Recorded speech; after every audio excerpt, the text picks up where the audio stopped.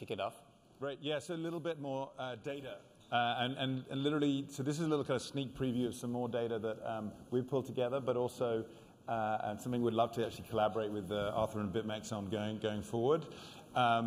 And there's some just headlines. I mean, the first thing is there's a big bubble for 2018 up there, or, you know, is it a bubble or is it just a circle or a sphere? There's still a lot of money that's been raised. We're sort of moving, it would seem, up and to the right from this slide. Next. And, you know, we're like basically a year on since the kind of, you know, token market took off. And it was a year ago when we were first chatting about these topics here.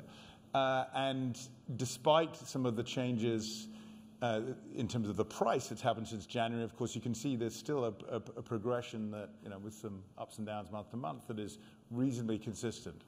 However, if we dig in a little bit further. Next one. Next, or up to you. Yeah, so I'm Ricky. I run a small cryptocurrency data and research firm called Token Data. I'm actually glad that both Meltem and Arthur already took some of the heat off, let's say, some of the terminology that they use, because I have data points that actually point in exactly the same direction.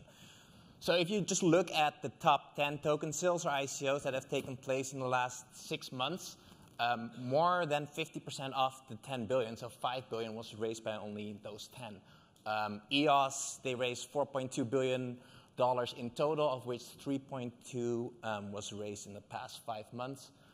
Telegram, probably the most, you know, discussed ICO in all of the news channels, raised $1.7 billion in 100% private pre-sale through the SAFT mechanism that Arthur just described. And then literally the 8 other ones after that, they raised about 100 million each, most of them also through the private pre-sales. So that's only 10 ICOs in the course of 6 months that raised more than $5 billion.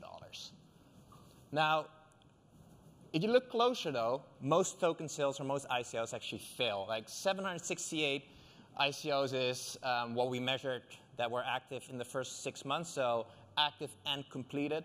But of those 768, 465 ICOs, i.e. 60%, just disappear off the face of the earth. That means they don't say what happened with the money, or their website just disappears, or they'll say that the ICO had been a success, but there's like zero data, or if you look on the blockchain, there's like, you can see that there's been like maybe $5 of contributions in Ethereum.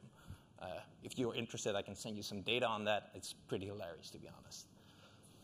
Now, if you get to the pre-sale dynamics, like what's led to this shift from, let's say, the public ICO to just, you know, private and pre-sale rounds? Well, there's the securities regulation, so ICOs basically getting afraid that they're selling unregistered securities to just, you know, mom and pop. So rather than doing that, they'll use a legal doc called the SAFT to sell to accredited investors only. In the ICO rat race, there's also a need to get marquee investors on board, you know, big names, big venture firms, big banks. And the only way to do that is essentially to say, well, you'll get a nice chunk of the ICO, and the best part is you'll get it at a discount. Now, we got the data on the discounts as well. So the average bonus that a private round investor or participant receives is 33%. And it ranges from anywhere from, let's say, 0%, so it's basically just being told, well, you'll get a very large allotment, but at 0 bonus. But we've seen cases where the bonus is 200%, i.e. someone who participates in the private round or the pre-sale gets 3 tokens, whereas, let's say, the average investor who participates in the public phase only gets 1. And clearly, the crypto market is volatile. You know, your annualized falls like at least like 100%. So in volatile markets, ICOs try to get as much capital as quickly as possible. So 85% of all token sales have done a pre-sale or private round, and they actually fill slightly more than 2/3 of all of their capital through the private round. So what initially started as, you know, a mechanism to distribute tokens for a decentralized protocol in a very democratized manner has just shifted to 2/3 of the capital is just being allocated to maybe a couple of dozen of investors. This is what Melton called the shit waterfall, and Arthur called it like, you want to watch out. But this is an ICO. I won't say which one it was, but they raised 95% of all their funds in the private round in the pre-sale. They did a tiny public sale to basically say, well, we've done an ICO. And the moment that the pre-sale investors, that their first tranche essentially vested, this is what happened in the market. So you can see the massive mountain on the right. That's the waterfall of just pre-sale investors who are literally all trying to sell it around the ICO price because they want to get that 33% bonus. Now, where's all of this capital being raised? So in 2017, North America was, let's say, the leader in terms of token sale capital, followed by Europe, and followed by Asia Pacific. Now that top three has completely switched, we're seeing a lot of, I mean, I joked about it a little bit, but we're seeing like attack of the clones in Asia, where a lot of teams are just pushing out Ethereum scaling ideas on a separate blockchain and hoping to raise at least $30 to $40 million in a private token sale. Europe is still in the middle, and North America is now in the third position. But what you can see is that both in Asia and Europe, there has already been more ICO fundraising in 2018 than in 2017 altogether. Now, where are the founders? Because you all hear the stories, well, Switzerland is like Crypto Valley, same with Gibraltar and Malta. So if you take a closer look, you can actually see that for the US, there's actually more people working on token sales, and that results in $1 billion worth of, let's say, capital being raised. If you look at the legal domicile of the project, if you would just look at where are the actual founders based, it would increase to 1.5 billion. That means that $400 million worth of ICOs are essentially being raised, probably in some, country that has, let's say, very lenient securities regulations, probably countries like Switzerland or Gibraltar or Malta. Across the board, you just see that the rest of the founders and the legal domiciles, they coincide.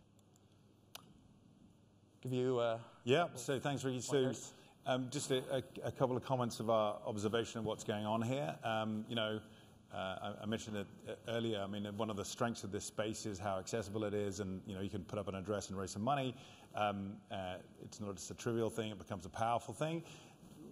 That opportunity for experimentation means there's an opportunity for kind of, should we say, things being perhaps sketchy, inflated, and so forth. And so we've seen that, but we're seeing it sort of settle and normalize quite rapidly. So what we see definitely is we shift from a kind of a token and ICO market into venture investing in this next wave, is that the top talent will definitely go and raise actually an equity round, take their time to build first and take their time to work out their token economic strategy and do private pre-sales of the tokens to distribute that to strategic stakeholders before they get to the actual public token sale or ICO. So that is definitely normalizing. This year we're going to see hopefully not just different consensus mechanisms, but some evidence of some progress on the key scaling initiatives. I think that, obviously, if that's successful, that's going to be positive for the market as a whole. We've got also, people trying to solve problems with decentralized apps actually launching on Ethereum mainnet, and hopefully the scaling will keep up and keep pace with that. That's also, obviously, goes positively, will move things forward.